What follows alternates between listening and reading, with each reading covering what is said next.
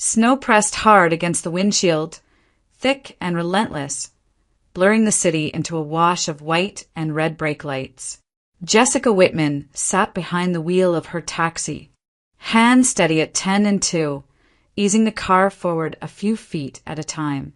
Cleveland was locked in a full standstill. A winter storm had swallowed the afternoon, and traffic crawled like a living thing that had grown tired of moving. The radio murmured low, a familiar voice she barely registered. Jessica kept her eyes on the road, breathing evenly, her expression calm, almost detached. Inside the cab, everything was quiet and contained. Outside, horns flared and engines groaned, drivers gesturing through fog glass. The contrast felt strange, but familiar. Jessica had learned to keep her world small. The seat beneath her, the hum of the engine, the measured rhythm of her own thoughts. She checked the app, hoping the next fare wouldn't cancel. Long waits came with the territory now. She accepted that, just as she accepted most things these days. This was her life. A taxi driver navigating snowbound streets, counting hours instead of profits, measuring days by mileage rather than milestones.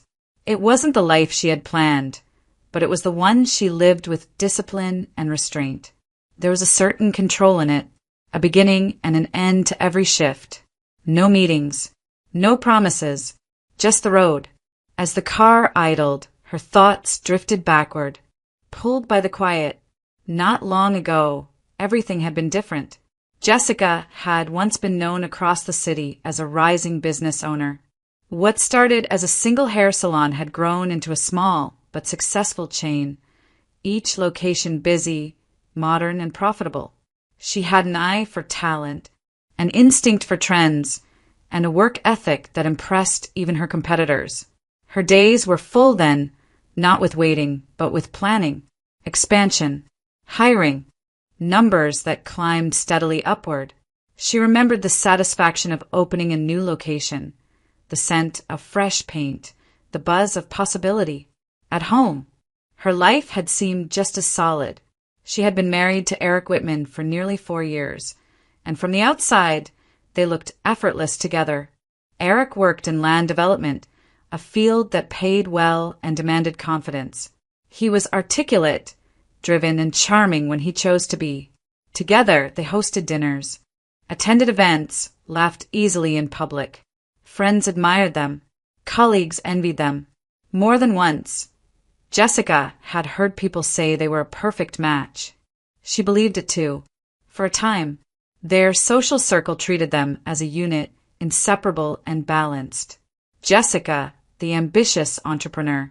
Eric, the steady provider with connections and vision. They fit neatly into the picture everyone expected. Even Jessica's own doubts, when they surfaced, were quiet and fleeting. She was busy. He was busy. That was adulthood, she told herself. That was success. But beneath the polished surface, small fractures had begun to form. Eric started coming home later. At first, he explained it away with deadlines and meetings that ran long. Jessica accepted those explanations easily. She understood pressure. She understood ambition. Still, something in his absence felt different. Phone calls grew shorter. Conversations thinned.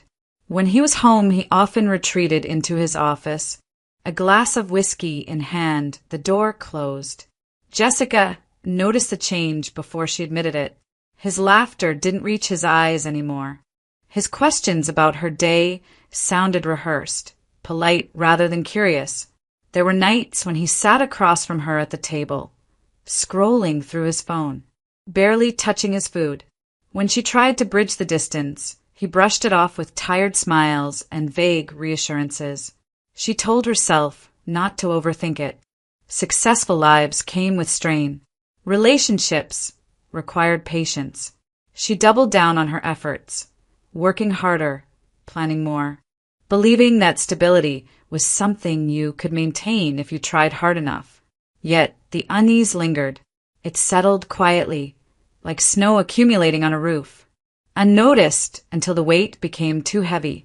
Jessica felt it in the silences, in the way Eric avoided her gaze, in the faint smell of alcohol when he kissed her goodnight. Nothing dramatic, nothing obvious, just enough to make her uneasy. The taxi lurched forward another car length. Jessica's hands tightened slightly on the wheel before relaxing again. Outside, the storm showed no sign of letting up. Inside, she remained composed, her face revealing little of the past she carried. Back then, she had believed her life was secure, built carefully, earned honestly. She had trusted that what she created, both in business and in marriage, rested on solid ground. She hadn't known how fragile that ground truly was. The discovery happened by accident in the most ordinary way. Jessica wasn't searching for anything. She had stepped into the bedroom to grab her phone charger while Eric was in the shower, steam fogging the bathroom mirror down the hall. His laptop sat open on the edge of the bed, the screen glowing softly in the dim light. At first, she barely glanced at it. Then a notification appeared. A name she didn't recognize. A preview line that stopped her mid-step. Jessica moved closer, a faint unease tightening in her chest. The screen was unlocked. A message thread filled the display, scrolling upward with a flick of her fingers she didn't remember deciding to make. The words blurred together at first, then sharpened with brutal clarity. Intimate jokes, familiar endearments, promises that didn't belong to her. Photos followed, explicit ones, carefully taken, deliberately sent. A young woman posed with confidence, looking directly into the camera as if she knew exactly who would be on the other side of the screen. There was nothing accidental about any of it. For a moment, Jessica simply stood there, the laptop balanced in her hands, her thoughts suspended in a hollow silence. Her heartbeat thudded loudly in her ears. This wasn't a misunderstanding. It wasn't a client. It wasn't a joke taken out of context. The messages stretched back weeks, even months, threaded with a familiarity that left no room for doubt. She heard the shower shut off. When Eric walked into the bedroom, towel draped loosely around his waist, she was still standing there, the laptop open between them. He froze when he saw her expression. The flicker of surprise in his eyes lasted only a second before something else replaced it. "What is this?" Jessica asked quietly. Her voice didn't shake, though she felt as if the floor beneath her had shifted. "Don't tell me this is work. I won't believe it." Eric exhaled slowly, irritation crossing his face as if she had inconvenienced him. "Since when do you go through my things?" he snapped. "Who gave you permission to touch my laptop?" She stared at him, waiting for denial, an apology, anything that resembled regret. None came. "I wasn't looking for anything," she said, "but you didn't even try to hide it. Who is she?" He laughed, a short, humorless sound. "Natalie Cross. And don't make this bigger than it needs to be." Bigger. The word felt foreign on her tongue. "You're cheating on me." Eric's expression hardened. He didn't look ashamed. If anything, he looked relieved. "If you want to call it that, fine. But don't pretend this came out of nowhere. Things like this happen." "Do they?" Jessica asked. "Or did you just decide they should?" He shrugged, turning away to pull on a shirt. "Love isn't what you think it is. Not anymore. People stay together because it's convenient, because it works. Natalie understands that. She doesn't ask for more." "So I'm inconvenient," Jessica said. Eric met her gaze then, and the contempt in his eyes was unmistakable. "You've been busy building your little empire. I needed something different, something simpler." The words struck harder than any raised voice could have. Natalie wasn't a mistake. She wasn't a moment of weakness. She was a choice, calculated, repeated, justified. "And you love her?" Jessica asked, though she already sensed the answer wouldn't soften the blow. Eric scoffed. "Love? That's a nice story people tell themselves. Natalie and I work. That's all that matters." The room felt suddenly too small, the air too thick. Jessica closed the laptop with deliberate care and set it back on the bed, as if doing so could restore some order to the moment. Her hands trembled despite her effort to control them. Without another word, she picked up her bag from the chair by the door. Eric watched her, arms crossed, his face unreadable. "Where are you going?" he asked. "Somewhere I can breathe," she replied. She walked out of the house without looking back, the door closing softly behind her. The sound echoed through the hallway, final and unmistakable. Outside, the cold air hit her like a shock. Jessica stood on the front steps for a moment, her breath visible in the night, her mind racing to keep up with what had just shattered. Shock gave way to humiliation, humiliation to a raw, tearing pain she couldn't yet name. Everything she thought she understood about her marriage had collapsed in a single evening, and as she stepped into the darkness, the rupture spread, splitting her life cleanly down the middle, beyond anything she could repair. Jessica did not tell anyone about the pregnancy at first. She carried the knowledge quietly, as if speaking it aloud might make it fragile. The symptoms had crept in subtly over weeks. Morning nausea she blamed on stress. Dizziness she attributed to exhaustion. Still, something felt different enough that she scheduled an appointment, more out of caution than expectation. The confirmation came quickly, 3 months along. The doctor's tone was warm, almost cheerful, as he explained the timeline and routine next steps. Jessica nodded, listening, her mind already racing ahead. She left the clinic with a folded printout in her purse and a careful smile on her face. She had imagined the moment she would tell Eric, rehearsed it in her head during the drive home. That evening, she thought, would be the beginning of a new chapter, a reason to pause, to reconnect. Instead, that same evening unraveled everything she believed she knew. After leaving the house in shock, Jessica checked into a small hotel not far from downtown. She sat on the edge of the bed for a long time, staring at the wall, replaying Eric's words until they lost their meaning. At some point, the emotional pain gave way to a sharper sensation, low in her abdomen. At first, she ignored it. Then the cramps intensified, deep and insistent. When she stood to get a glass of water, dizziness washed over her. She looked down and saw blood soaking through her clothes. Panic followed instinct.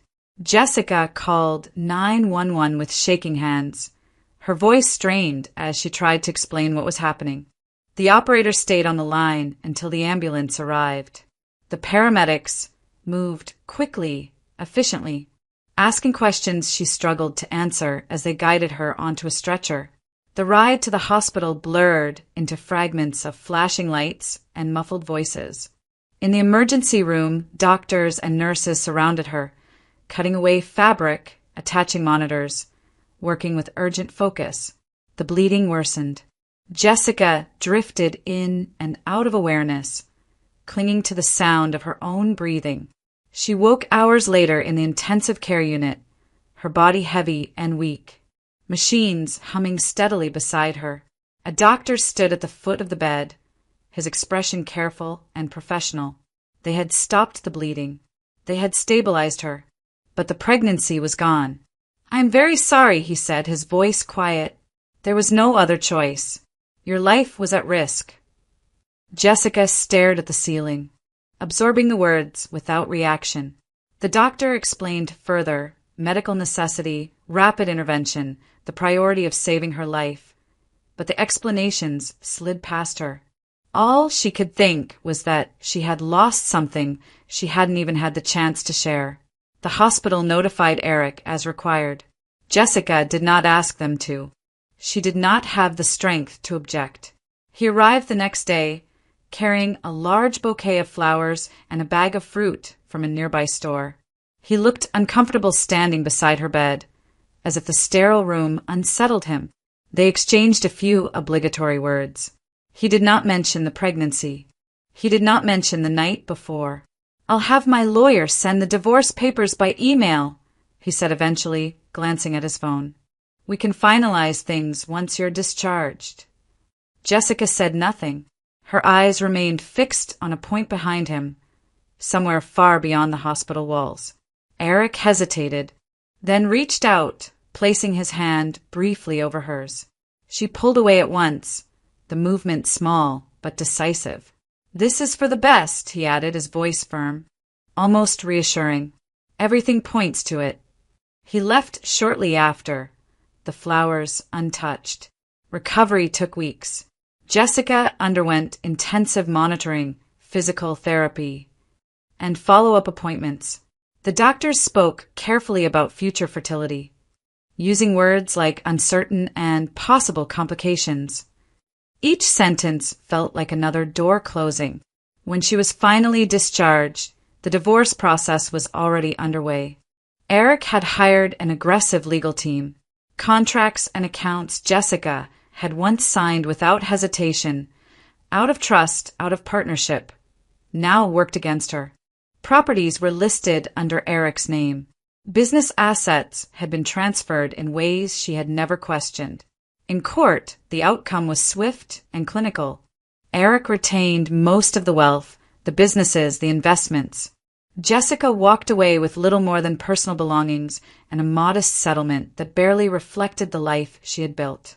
She did not argue. She did not fight. The energy for resistance had drained out of her somewhere between the ICU and the courtroom. Grief settled in layers. First for the child she had lost. Then for the marriage she realized had already ended long before she discovered the truth. Finally for herself, and the version of her life that no longer existed. By the time the divorce was finalized, Jessica felt strangely empty. The pain dulled, replaced by a numb acceptance. She packed what remained of her life into boxes and closed the door behind her without ceremony. Nothing was left to salvage. Only the quiet understanding that everything she once believed was secure had vanished, leaving her standing alone in the aftermath, unsure of what feeling would come next. Jessica left her old neighborhood without announcement or ceremony. She chose a small studio apartment on the far edge of the city, a place most people passed without noticing. The building was older, the hallways narrow, the windows overlooking a stretch of road that rarely slept. It was far enough from her former life that chance encounters felt unlikely, yet close enough to the city that she wouldn't feel entirely erased. The apartment was sparsely furnished. A bed, a table, 2 chairs. Jessica unpacked slowly, methodically, placing each item with care. There were no photographs on the walls, no reminders of what had been. She told herself that this was temporary, though she didn't yet know what she was waiting for. A few days later, she walked into a small neighborhood salon and asked the stylist to cut her hair short. When the first locks fell to the floor, she felt a strange sense of relief. The long, light hair she had worn for years disappeared piece by piece, replaced by a sharper, darker style. She chose a deep brown shade, almost black, and watched her reflection change in the mirror until it no longer matched the woman she remembered. The stylist paused, studying her face. "You look like a different person," she said. "That's the point," Jessica replied quietly. The transformation wasn't only physical. She traded tailored coats for practical jackets, muted colors for darker tones. Large sunglasses hid her eyes when she walked through the city. With each deliberate change, she felt herself shedding an identity that had become too heavy to carry. For the first time since the divorce, she allowed herself to consider what came next. Returning to business felt impossible.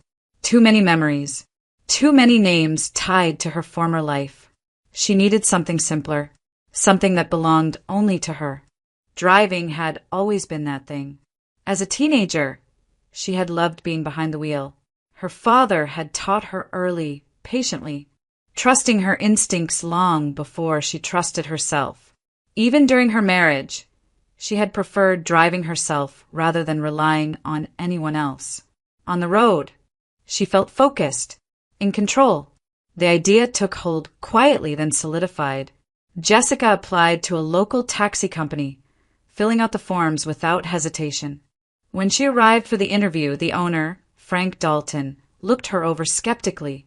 He was a broad man with a permanently tired expression, accustomed to saying no. "Long hours," he said bluntly. "Bad weather. Not exactly easy work." "I know," Jessica replied. He glanced at her application, unimpressed. "We don't usually hire women without experience in the field." "I have experience driving," she said calmly. "More than enough." Frank sighed, rubbing his forehead. "I'll tell you what. Take the car for a test drive. We'll see." Jessica didn't waste the opportunity. She drove with confidence, navigating narrow streets, reacting smoothly to sudden stops, handling the vehicle as if it were an extension of herself. By the time she returned, Frank's expression had shifted, if only slightly. "You'll do," he muttered. "We're short-staffed, anyway." The work was demanding. Long shifts, late nights, early mornings. Jessica welcomed the exhaustion. It left little room for memories. She learned the city in a new way, street by street, passenger by passenger. Most days, she spoke only when necessary, offering polite responses, keeping her thoughts to herself. Other drivers noticed her competence and left her alone. She didn't linger after shifts or join conversations in the break room. She showed up on time, drove well, and went home. The collapse of her former life had stripped her down to essentials. What remained was a quiet determination. She wasn't rebuilding yet. She was surviving. And for now, that was enough. The request came through just as the traffic began to loosen. Jessica glanced at the screen mounted near the dashboard, then confirmed the pickup without hesitation. The address belonged to a luxury apartment complex on the north side of the city, the kind with heated garages and uniformed security. She adjusted her mirrors and followed the navigation, unaware that this ride would fracture the fragile balance she had built. She pulled up beneath a covered entrance, dusted with snow. The building rose above her, glass and steel reflecting the storm in muted tones. Jessica parked and waited, hands resting lightly on the wheel, her face composed. The rear door opened. She recognized the voice before she turned her head. "Let's go. We're already late." Her breath caught for just a fraction of a second. Eric Whitman slid into the back seat, shrugging off his coat. Beside him, Natalie Cross followed, her laughter sharp and unrestrained as she brushed snow from her sleeve. They settled in comfortably, as if the car were merely another extension of their world. Jessica kept her eyes forward. The dark hair, the sunglasses, the lowered cap, none of it betrayed her. She watched them briefly through the rearview mirror, her heart pounding as recognition slammed into her with brutal force. Eric did not look twice at the driver. Natalie didn't glance at her at all. "Music's too loud," Eric said. "Turn it down." Jessica nodded once and adjusted the volume, her movements precise. She pulled away from the curb, smoothly, the car merging into traffic as if nothing had changed. The silence that followed felt heavy, taut with unspoken tension. Jessica focused on the road, but every word behind her cut through the quiet with surgical clarity. "We don't have much time before the annual bid review," Eric said, lowering his voice. "If Calder delivers on his end, we'll lock in 60% of the deal." Natalie let out a soft laugh. 60? That's more than enough, especially once the paperwork disappears. Jessica's fingers tightened on the steering wheel. "You made sure the payments were routed properly?" Natalie asked. "Of course," Eric replied. "Nothing ties back directly. Ray Owl Calder doesn't get involved unless everything's airtight." The name echoed in Jessica's mind. She had heard it before, whispered in business circles she once moved through. Calder wasn't just a financier. He was a shadow, known for making problems vanish and deals go through, no matter the cost. Natalie leaned closer to Eric, her voice dropping further. "And the other bidders?" "They'll fight," Eric said dismissively. They always do. But they don't have what we have. Once the files surface, they won't even make it past the first review. Jessica swallowed. The implications were unmistakable. This wasn't ambition. It was fraud, bribery, carefully engineered corruption, spoken about as casually as dinner plans. Her chest tightened, a surge of heat flooding her veins.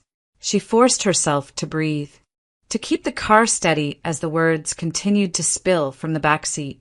Each sentence peeled away another layer of the man she had once trusted, revealing something colder and more calculated beneath. A horn blared suddenly as traffic ahead slowed without warning.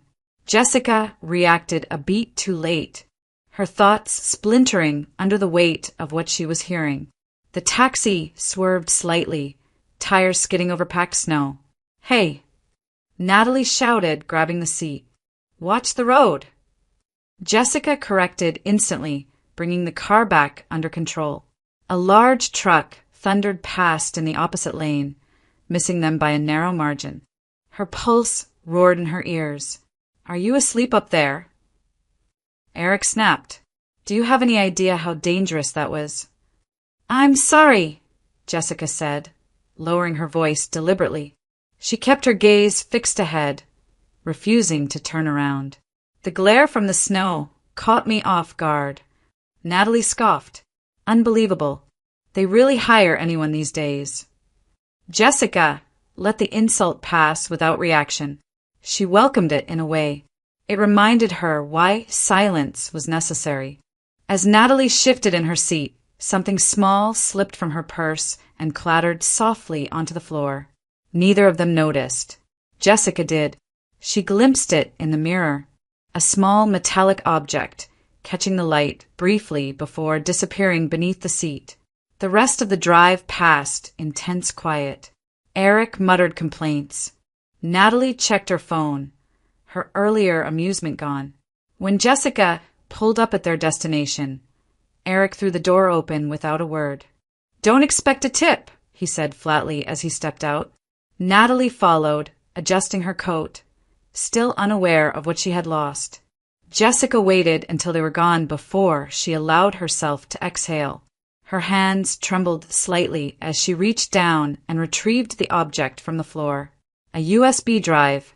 She stared at it for a long moment, the storm outside pressing against the windows as realization settled in. Shock gave way to rage, sharp and consuming. Then, beneath it all, something else emerged, clear, focused, and dangerous. For the first time since her life had collapsed, Jessica understood that this ride had changed everything. Jessica didn't return to the taxi stand right away. She drove aimlessly for several minutes, the USB resting in the cup holder like a small, dangerous weight. When she finally stopped at a red light, she picked it up and turned it over in her fingers. It was unmarked except for a faint metallic pattern along the casing, subtle enough to escape notice, deliberate enough to suggest importance. Back in her apartment that night, she pulled out the compact laptop she kept tucked away for emergencies. She inserted the USB and waited. The system recognized the device immediately, but when she tried to open it, a password prompt appeared on the screen. She tried a few obvious combinations, then stopped. This wasn't something meant to be accessed casually. The encryption was professional. Whatever was on the drive, its owners had expected scrutiny. Jessica removed the USB and sat back, staring at the blank wall across from her. She could leave it there, forget it existed. The thought lasted only seconds. After what she had heard in the car, ignorance was no longer an option. She decided to head back toward the taxi company, planning to think through her next steps on the drive. Less than 10 minutes later, the car jolted violently to one side. The steering wheel pulled hard against her hands. Jessica managed to slow and guide the taxi onto the shoulder before it came to a complete stop.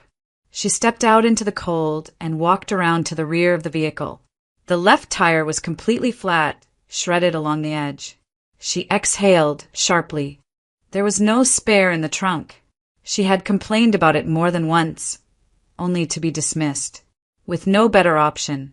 She searched her phone and found a small auto repair shop, still open a few blocks away. She drove slowly on the damaged tire, the rhythmic thump echoing her irritation. The garage was modest, brightly lit against the dark street. A young man looked up from beneath the hood of a car as she pulled in. He wiped his hands on a rag and approached calmly, his movements unhurried. "Looks like you didn't just hit a nail," he said after a quick glance. "I can fix it. Won't take long." Jessica nodded, grateful. "Thank you." His name was Evan Monroe. He worked efficiently, explaining little unless asked, his focus steady. As he replaced the tire, Jessica noticed how comfortable he seemed around the machinery, how naturally he handled tools most people treated with caution. When he finished, she paid him and hesitated, the USB pressing against her palm inside her coat pocket. On impulse, she pulled it out. "Can I ask you something?" she said. "Do you know anything about encrypted storage?" Evan paused, studying the device with a flicker of interest. "Depends on the encryption," he replied carefully. She explained only that the drive was locked and that she needed to access its contents. She did not mention where it came from. He considered for a moment, then nodded. "I can take a look," he said. "No guarantees." She left the USB with him and returned to her routine. The next few days, stretching longer than usual. Part of her hoped he would call and tell her it was impossible. Another part dreaded what success might mean. When her phone finally rang, Evan's voice sounded different, more alert. "I managed to get into part of it," he said. "You should come see this." They met at a quiet cafe near the garage. Evan brought his laptop, opening it carefully once they were seated. He showed her folders filled with documents, images, and short video clips. Even without understanding every detail, Jessica could tell immediately that this was serious. Contracts, payment records, footage that looked like private meetings recorded without consent. "This isn't personal data," Evan said quietly. "This is leverage." Jessica felt a chill settle in her chest. The fragments matched what she had overheard. Evidence of wrongdoing, of powerful people operating beyond the law. "Is that everything?" she asked. He shook his head. "No, there's more. The rest is locked behind another layer. Whoever built this didn't want it cracked easily." As they talked, Jessica became aware of Evan's careful phrasing, the way he avoided certain questions. He didn't ask where the USB came from. He didn't speculate about names. He watched her closely, as if measuring how much to reveal. Despite that, a quiet trust began to form. He didn't pressure her. He didn't suggest selling the data or turning it over hastily. He treated the situation with restraint, almost respect. Still, something about him felt guarded. When she asked casual questions about his background, he answered briefly, redirecting the conversation back to technical matters. It wasn't evasive exactly, just selective. Hope stirred, fragile, cautious alongside suspicion. Jessica sensed that Evan Monroe knew more than he was saying, that his interest in the USB went beyond curiosity.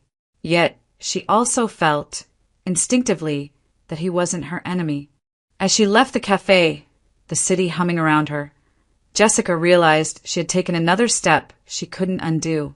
The USB had led her to a man who knew too much, and for the first time since the ride that changed everything, she wasn't facing it entirely alone. Jessica did not confront Evan right away. Instead, she did what she had learned to do after losing everything. She observed, listened, and verified. Quietly, methodically, she reached out to old contacts she hadn't spoken to since her former life, people who still moved through the edges of Cleveland's business world. She asked neutral questions. She checked public records. She followed threads that seemed unrelated until they began to converge. That was how the name surfaced. Victor Monroe. The same Victor Monroe whose company dominated construction bids across northern Ohio. The same Victor Monroe whose name appeared in city council meeting minutes, zoning approvals, and development plans that reshaped entire neighborhoods. And the same Victor Monroe, whose personal life rarely made the news, except for the occasional mention of a gifted, promising son who had disappeared from the public eye. Evan Monroe. The realization settled heavily in Jessica's chest. It explained the careful restraint in his words, the precision with which he handled the USB, the way he seemed both familiar and distant from the power it represented. She waited until their next meeting to acknowledge what she now knew.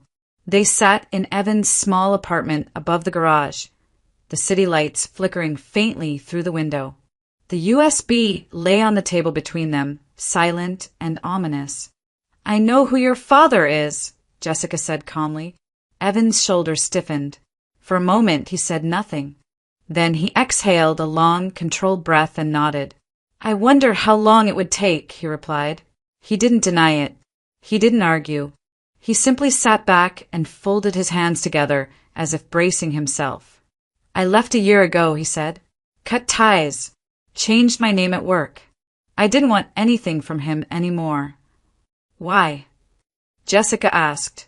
Evan looked toward the window. "Because I couldn't pretend not to see what he was doing. Because I didn't want to be part of it." He told her about the project, plans to tear down one of the city's last remaining public parks to make room for a private residential complex. The proposal had sparked protests, petitions, public hearings that went nowhere. Money spoke louder than voices. Victor Monroe had connections that reached far beyond city limits. "I tried to stop it," Evan said. "I argued. I showed him the impact reports, the environmental damage, the people who relied on that space. He called it sentimentality. Said progress always makes enemies." Jessica listened without interrupting. She recognized the tone, the same cold certainty she had once heard in Eric's voice. "When I realized he wasn't going to stop," Evan continued, "I left. I didn't want his money. I didn't want his name. I wanted a clean break." The room fell silent. That night, Evan finished decrypting the USB. They watched the footage together, the glow of the screen casting harsh light across their faces. Video clips showed Victor Monroe seated at private tables, passing envelopes, shaking hands with men whose positions were unmistakable. There were timestamps, financial transfers, recorded conversations stripped of context but rich with implication. Bribes, guarantees, favors exchanged with practiced ease. Evan stared at the screen, his jaw clenched. This wasn't rumor. It wasn't suspicion. It was proof. I was afraid of this," he said quietly. "Jessica, close the laptop. Now you know." He nodded. "Now I have to choose." The weight of that choice filled the room. Exposing the evidence would destroy Victor Monroe's career, his legacy, and possibly send him to prison. It would also halt the project, protect the park, and bring down others entangled in the scheme. Remaining silent would preserve blood ties at the cost of complicity. Evan pressed his palms together, fingers interlaced. "He's still my father." Jessica met his gaze, her expression steady. "And this is still the truth." He looked at her then, searching for judgment, for pressure, for direction. He found none. "I won't push you," she said. "This isn't my decision to make." "You don't think it's already made?" he asked. "I think rushing it would be a mistake," Jessica replied. "I've learned that acting too quickly without protecting yourself only creates more damage." Evan absorbed her words slowly. He had expected anger, urgency, even manipulation. What he found instead was restraint, control, strength tempered by experience. The power of the evidence did not lie in immediate exposure. It lay in understanding when and how to use it. As the night wore on, neither of them spoke much. The USB remained on the table, its presence undeniable. Between them stretched a fragile alliance, built not on trust alone, but on shared understanding of loss, betrayal, and consequence. For Jessica, The revelation had clarified something fundamental. The truth was no longer just a weapon against Eric. It was a force with far-reaching impact, capable of destroying and saving in equal measure. And for the first time since the collapse of her life, she felt not driven by rage, but guided by something colder and more controlled. Power, she had learned, was not always loud. Sometimes it waited. Jessica sensed the shift before it was confirmed. The atmosphere at the taxi company changed subtly, like pressure building before a storm. Drivers spoke in lower voices. Conversations stopped when supervisors walked past. When Frank Dalton summoned her to his office, she already knew something was wrong. Frank sat behind his desk, hands folded, watching her too closely. He didn't bother with pleasantries. "You know," he said, leaning back in his chair, "I decided to upgrade security a while ago. Every cab's got cameras now. Front and back. Audio too."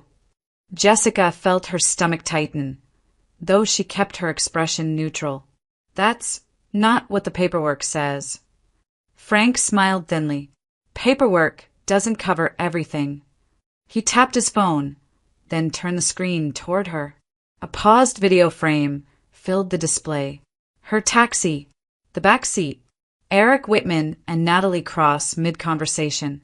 The angle was unmistakable. "I know about the USB," Frank continued casually. "I know you picked it up. I know you didn't report it."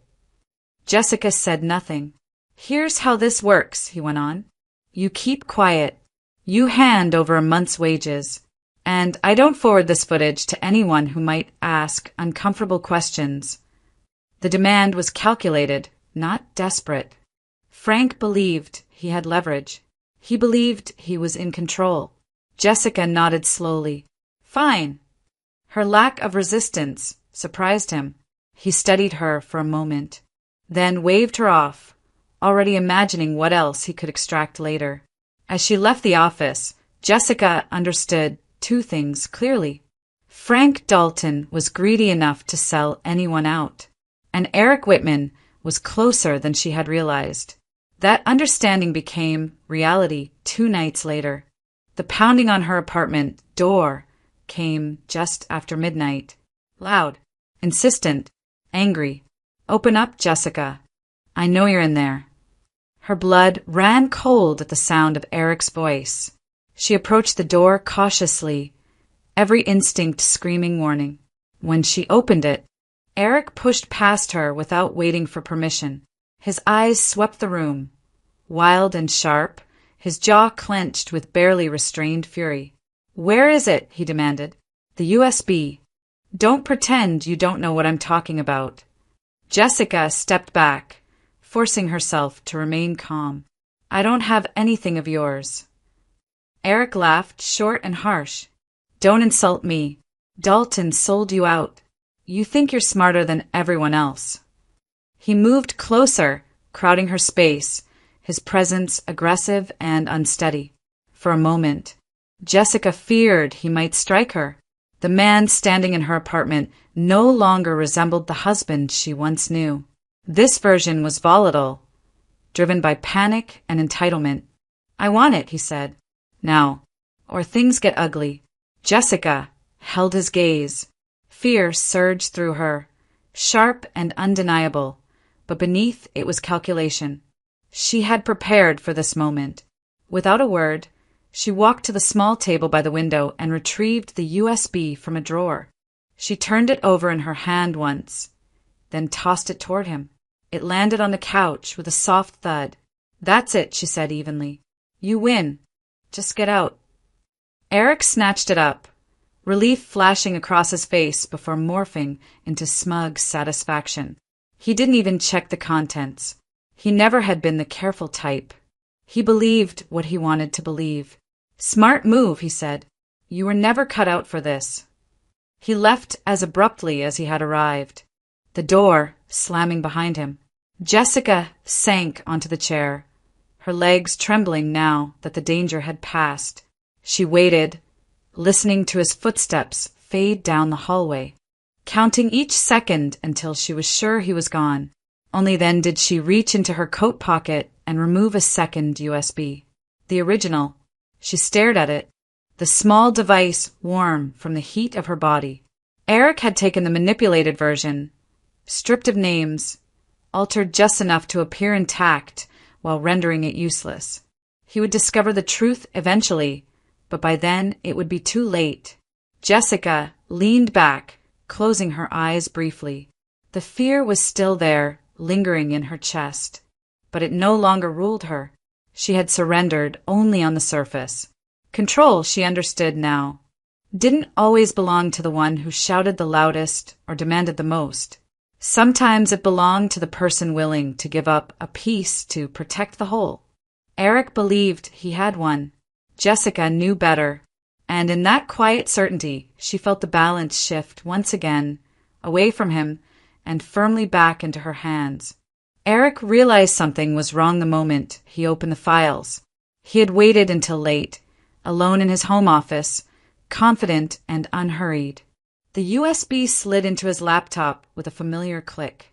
For a few seconds, the folders looked exactly as he remembered, structured, labeled, reassuring. Then he began opening them. The videos were wrong. Where there should have been private meetings, there were harmless clips. Where names of officials and developers once appeared, there were placeholders, altered references, entire threads stripped of meaning. Eric refreshed the screen, cursed under his breath, tried again. The realization crept in slowly, then hit with full force. The data had been compromised. "What did you do?"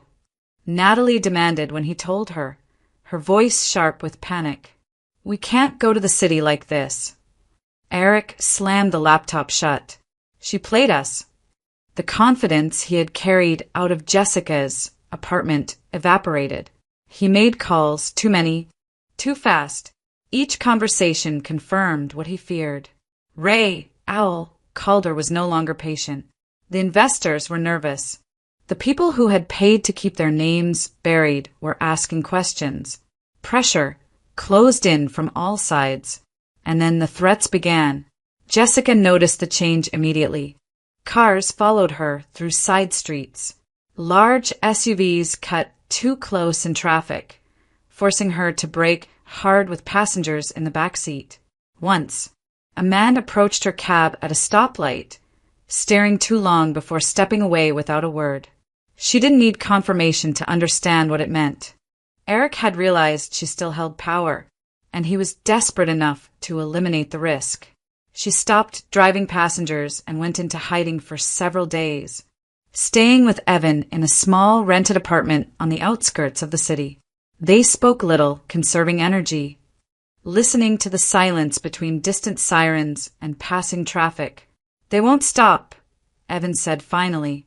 "Not unless they think you're gone."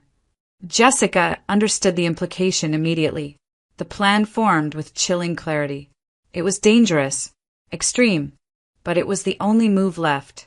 Death would give her what life no longer could: distance. They chose an old sedan that had once belonged to Jessica's father, kept and used in a garage for years. It was unremarkable, easy to trace, easy to explain. On a stormy night, the car was driven out of the city toward a remote stretch of highway. Evan made sure the timing aligned with traffic cameras and emergency response patterns. The crash was staged carefully. The vehicle left the road, struck an embankment, and caught fire after fuel leaked onto hot metal. By the time first responders arrived, the car was engulfed in flames. There was nothing to save. The next morning, the news broke. Local outlets reported the death of a taxi driver in a single-car accident during severe winter conditions. The name, Jessica Whitman, appeared briefly on the screen, accompanied by grainy footage of the burned-out wreck. Investigators cited icy roads and mechanical failure. No foul play suspected. Eric watched the report in silence. For a long moment he said nothing. Then he exhaled, slow and relieved. "She's gone," he said. "It's over." Natalie nodded, though unease flickered in her eyes. They packed quickly. Passports, cash, one-way tickets, booked under pressure. The city had become hostile ground. 3 weeks later, everything unraveled. A press conference was announced unexpectedly. Victor Monroe appeared on screen, seated behind a simple podium, his expression grave. The room was filled with reporters. Cameras flashed as he adjusted the microphone. "I am here to take responsibility," he said, "for my actions and for the harm they have caused." He admitted to bribery, to manipulating bids, to abusing influence. He confirmed the existence of evidence and acknowledged its authenticity. He announced his immediate withdrawal from the development project and pledged full cooperation with investigators. The reaction was explosive. Headlines spread across the city within hours. Public outrage followed. The park project was halted indefinitely. Officials named in the investigation scrambled to respond. Others resigned before they could be questioned. Eric saw the announcement while sitting in an airport lounge. Natalie beside him, bags packed at their feet. His phone rang once. Then again. By the time security approached, he already knew. They were escorted away from the gate in full view of other passengers. Natalie protested. Eric said nothing. Federal agents placed them under arrest for fraud, conspiracy, and obstruction. Cameras captured the moment from every angle. Jessica watched the footage days later from a small, quiet room miles away. She sat still, her face unreadable as Eric's image filled the screen. Stripped of confidence, reduced to panic. Justice did not arrive with celebration. It arrived methodically. Indictments followed. Court dates were set. Names were named. And Jessica remained dead. Officially, she no longer existed. No records. No sightings. Just a burned car on an icy road and a name folded into a news archive. In the silence that followed, she felt something unfamiliar settle in her chest. Not triumph. Not relief. Space. For the first time since the collapse of her life, the fear receded. The danger moved past her, redirected toward those who had created it.